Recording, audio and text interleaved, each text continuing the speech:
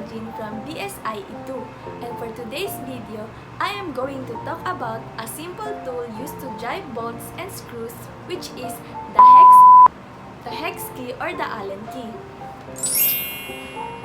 So without further ado, let's get right to the video. So, a hex key or Allen key is a simple tool used to drive bolts and screws with hexagonal sockets in their heads. The tool is usually formed of a single piece of hexagonal rod of hard steel with blunt ends that are meant to fit snugly into the screw socket. The tool is usually held and twisted by the long arm, creating a large torque at the tip of the arm. Reversing the tool lets the long arm reach screws in hard-to-reach places. Each key is meant to be used with screws of a specific socket size, with rather tight tolerances. So, the tool is commonly sold in kits that include half dozen or more keys of different sizes. Usually, the length of the key increases with the size of the socket, but not necessarily in direct proportions. Variants of the tool have the short end inserted in a transverse handle, which may contain multiple keys that can be folded into the handle when not in use. The Allen name is a registered trademark originated by the Allen Manufacturing Company of Hartford, Connecticut circa in 1910 and currently owned by Apex Tool Group, LLC. The standard generic name used in catalogs and published books and journals is a hex key. The term hex head is sometimes used to refer to this type of drive, but this is not consistent with the more conventional use referring to the external wrenching hexagons. Some features of hex keys are: the tool is simple, small, and light. The contact surfaces of the screw or bolt are protected from external damage. There are 6 contact surfaces between bolt and driver.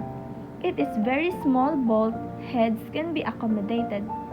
The tool allows the use of headless and recessed head screws. The screw can be held by the key while it is inserted into a hole. The torque applied to the screw is constrained by the length and thickness of the key. The tool is cheap to manufacture, so it can be included with product requiring end-user assembly. Either end of the tool can be used to take advantage of reach or torque. The tool can be reconditioned by grinding the worn-out end. At first glance, the Allen key doesn't seem to be much of a tool. It's little more than a small L-shaped piece of metal, but don't be fooled by its humble appearance. The Allen key is an effective hand tool that can produce an incredible amount of torque. In fact, no toolkit is complete without an Allen set. Hex keys are common in all sorts mechanical equipment and devices, including bicycles, motorcycle engines, and assemble-it-yourself furniture. On motorcycles, hex keys allow an engine cover to be mounted flush to the engine case without protruding bolt heads. Most motors and machines, including anything with belts and pulleys, have tiny set screws that only accept Allen or hex keys. Most importantly, hex keys have 6 driving points of contact, so they're easier to use and much less likely to strip or slip.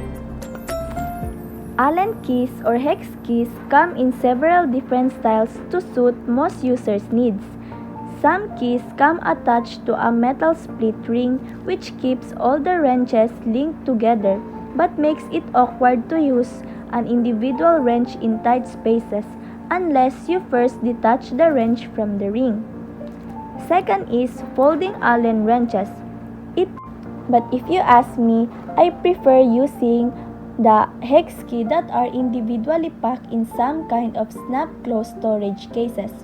With this set, it is easier to lose an individual wrench, but it is fair trade-off to have full and easy access to each end of all the keys. If you do lose a wrench or key, you can always buy and replace the other one. Finally, there's one more type of a hex key which is worth mentioning, the T-handle hex key. These are popular with mechanics and technicians that work with hex screws all the time. Each wrench is affixed to a large handle that provides both comfort and enhanced power for really amping up the torque. So, when you need to use the Allen or hex key, you should stick the short end of the L shape into the bolt head and press down on the longer side of the L to turn the bolt. Of course, the Allen or hex key will only fit in a hex bolt, so don't try using the Allen or hex key wrench to screw in any other type of fastener. Guys, that is the hex key or the Allen key. So, thank you for watching.